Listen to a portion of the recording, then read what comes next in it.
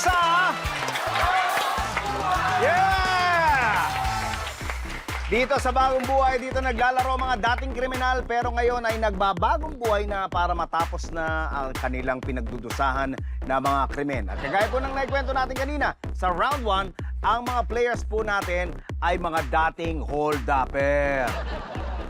Yes, kaya nakatakip ang mga muka nila. Pero ngayon dito sa round 2, ipapaalis na natin ang mga mask nila para mas makilala natin sila.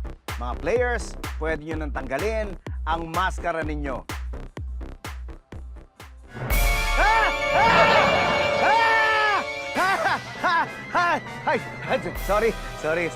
Sorry po, medyo kinabahan ako dahil tatlo sa kanila kilala ko eh.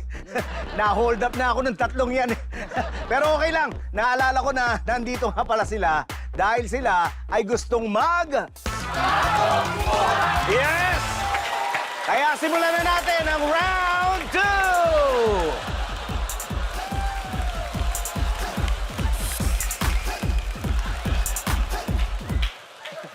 Okay, kanina sa round 1, nagtayang score nila. Meron na silang take 50 points each. Kaya dito sa round 2, malalaman natin kung sino ang mananalo. Multiple choice lang naman to. So simulan natin. Are you ready, guys? Yes. Ready na kayo? Hintayin nyo i-acknowledge ko kayo bago kayo sumagot at sabihin nyo yung letter ng sagot natin. Okay? Ready? This is question number 1. Kapag nangu-hold up ka, ano ang karaniwang sinasabi mo sa biktima? Letter A, ito ay hold up. Letter B, excuse me po, pwede ba kitang hold upin? Or letter C, hold up to, ready, and go! Team A, C, hold up to! Ah! Wag ba! Wag ba! Ay, naku, sorry, medyo nagulat ako. Akala ko ino-hold up na naman ako kagaya ng dati, sorry. Anyway, letter C is the correct answer. 20 points for Team A!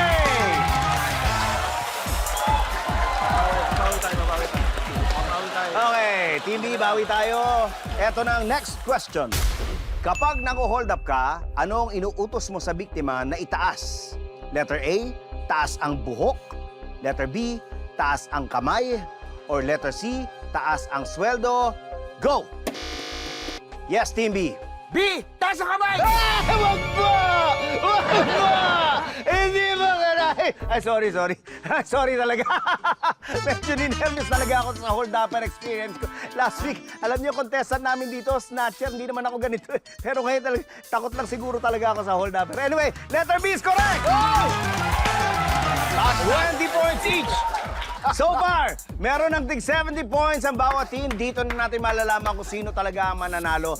This is our final question. Makinig na maigi. Are you ready, guys? Ready! Okay, here's the question. Ano ang karaniwang ginagamit ng mga hold-upper kapag sila ay nangu-hold up? Letter A, baril. Letter B, kutsilyo. Or letter C, saging. And go!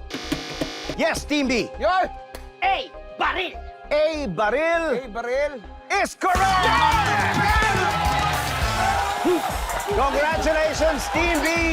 Kayo mag-uwi ng 100,000 pesos! Sandali! Yes. Alam ko, ginagamit ng umbrella sa pang-hold up. Pero sa totoo lang, mas madalas ang kutsilyo gaya nito. Well, Kami mag-uwi dapat ng 100,000. hindi pwede kasi sila ang nanalo. Wala kami pake! Hold up to!